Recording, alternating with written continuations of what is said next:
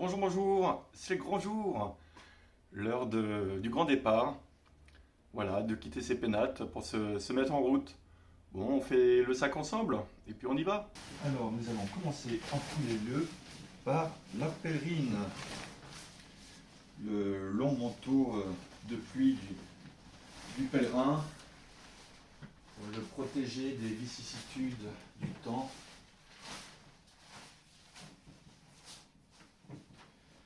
Et bien sûr, sa besace pour porter toutes ses affaires. Besace voilà, qui à l'origine a une forte valeur symbolique, étroite, ce qui est le cas. Hein. On va essayer de tout faire entrer là-dedans. D'une part, pour ne pas avoir trop de poids à porter. Et puis aussi, le pèlerin à l'origine, pour subsister, met sa confiance en Dieu et non dans ses propres ressources. Voilà, alors à la base, elle était en peau de bête, pour lui rappeler qu'il doit mortifier sa chair. Et elle était toujours ouverte pour donner comme pour recevoir. Bon, là, on va la laisser fermer, pour pas qu'il y ait la pluie qui rentre. Je n'oublierai pas pour autant de donner à qui il faudra donner. Et puis pour la peau de bête, pour mortifier ma chair, il y a déjà mes chaussures. Et je pense qu'elles se rappelleront à mon bon souvenir pour mortifier tout ce qui est à mortifier. Voilà. Bonne chaussure de marche. Ensuite, après la pèlerine, il y a le mantelet. Voilà, le mantelet, l'espèce de parvent actuel, et qui à l'origine était un chaperon avec la capuche, et qui au fur et à mesure des années a protégé, donc il passait de la tête aux épaules et à tout le haut du corps. On est passé du chaperon au mantelet. Un bon mantelet. Bien sûr, le chapeau du pèlerin. Voilà, un chapeau des JMJ de Madrid 2011. Que de beaux souvenirs. Et d'ailleurs à tous les jeunes, hein, ceux qui veulent aller au JMJ de Lisbonne, inscrivez-vous tant qu'il est encore temps. C'est toujours des expériences formidables. Alors, n'hésitez pas. Ensuite, après le chapeau, il y a le bourdon. Le bourdon, c'est le bâton du pèlerin. Un magnifique bâton de marche. Voilà, qui va soutenir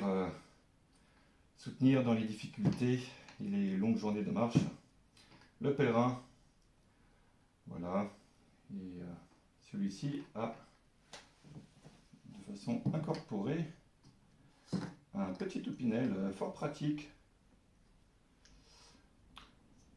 pour se protéger des brigands de grand chemin ou des loups. Non, je rigole, c'est surtout qu'un saucisson est si vite arrivé. Et de toute façon, jamais sans mon couteau. Voilà, le bourdon. Bon, après ça, la calebasse. Eh oui, c'est la gourde de l'époque. Ouais, ça sera la gourde d'aujourd'hui. Bon, et puis si ça suffit pas, j'ai ma vieille gourde qui m'a suivi dans bien des aventures. Une gourde qui a un peu vécu. Hop. Et ensuite, qu'est-ce que nous avons? Nous avons bien sûr une petite Bible et un chapelet, ma foi, fort voyant, et qui aura l'avantage d'être facilement visible au fond du sac, sous la pluie ou dans le noir. Par ailleurs, nous avons une petite boîte à couverts pour pouvoir manger facilement, du gel hydroalcoolique bien pour se laver les mains pour manger, et puis pour désinfecter les ampoules aussi si besoin. Oui, ça va piquer. Un décapsuleur tire-bouchon. Bon, c'est peut-être pas indispensable, mais c'est sentimental, j'y tiens beaucoup. et on n'est pas à l'abri d'une bonne surprise. Un cache-cou, la pèlerine, ça tombe bien. Voilà, pour éviter d'attraper froid. Ça pourra aussi servir d'oreiller tout doux.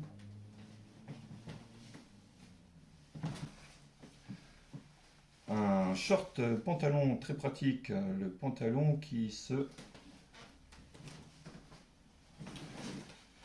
dézippe avec les deux manches, les deux jambières qui se retirent. Bon, alors j'ai pris le pari de ne prendre qu'un pantalon. Je pars au beau jour, alors je pars du principe qu'en le lavant le soir, ça séchera durant la nuit. Et ben, sinon on marchera les jambes mouillées. Il n'y a pas la place. Je pars avec une besace. Bon, je prends quand même 2 guêtres. Parce que la pèlerine va jusqu'aux genoux. Entre les genoux et les chaussures, il n'y a plus que le pantalon. Donc des guêtres pour éviter d'avoir les chaussettes mouillées trop rapidement. Et elles prennent moins de place qu'un pantalon. Ensuite, les documents indispensables.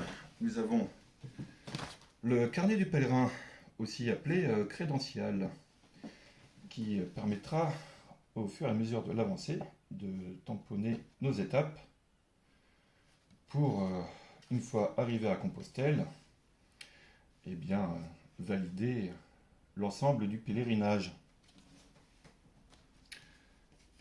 Un petit livre de prière, simple, pratique, efficace.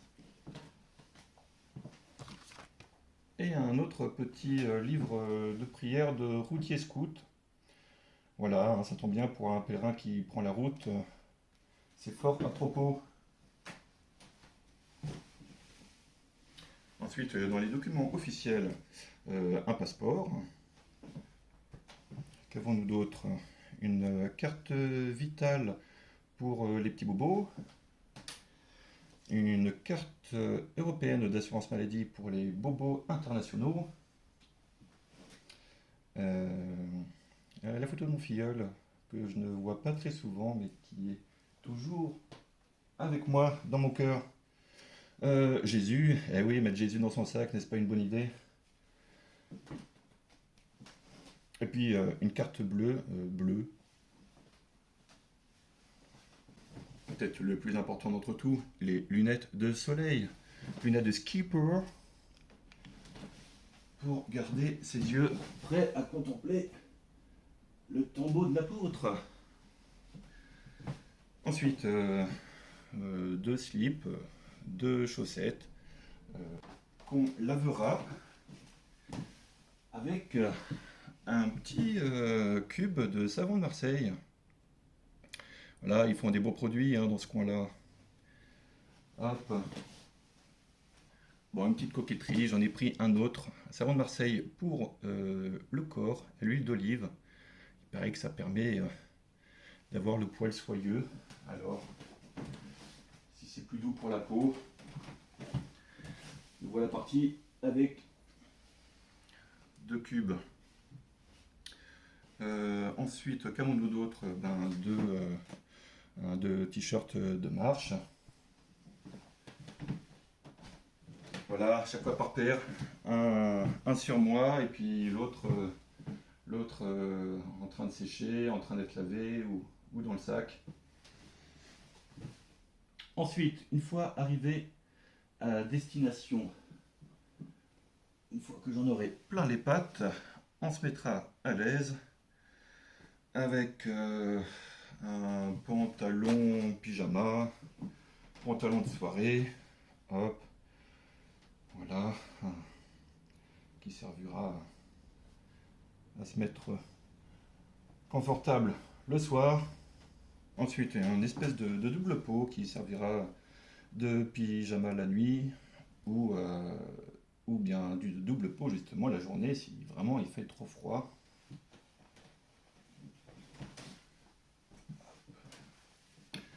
Un sac à viande, donc une sorte de mini sac de couchage.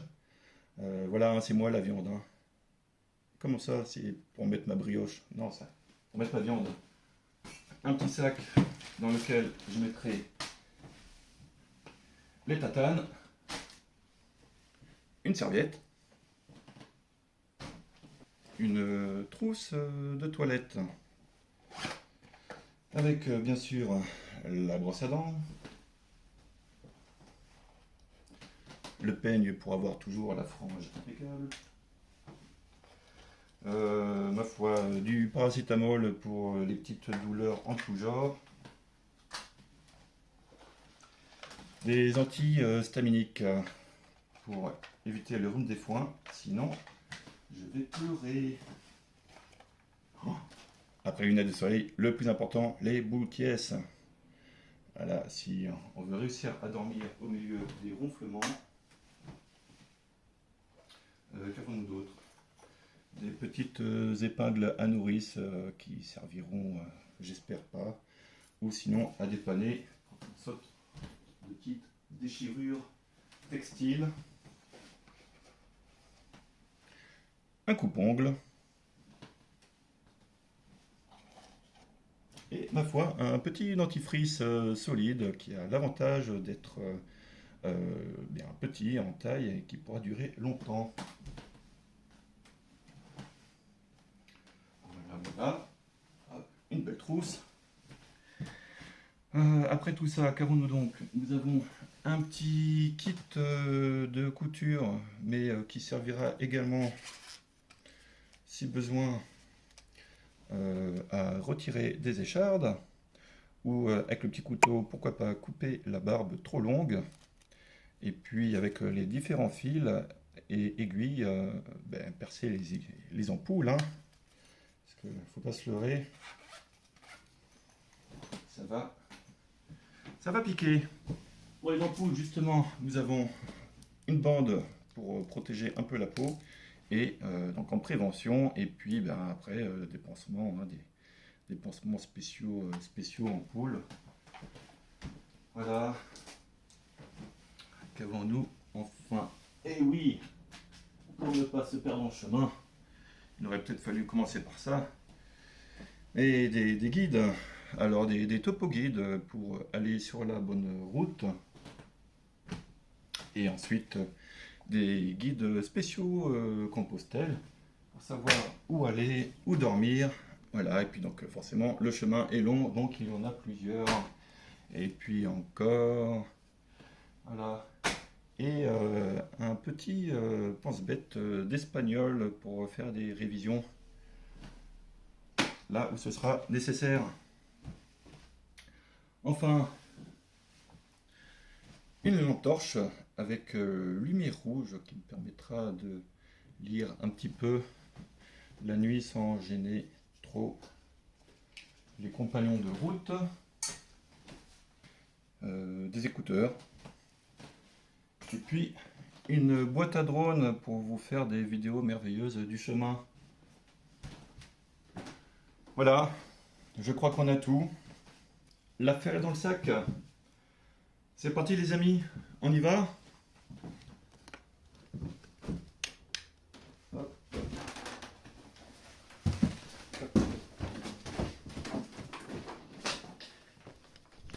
Youhou. Hop. Tac. Hop.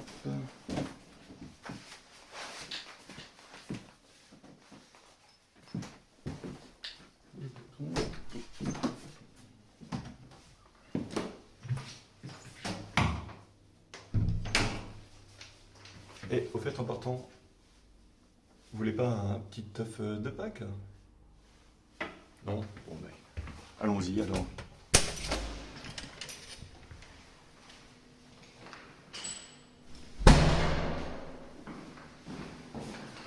Allez, la voilà partie vers Compostelle.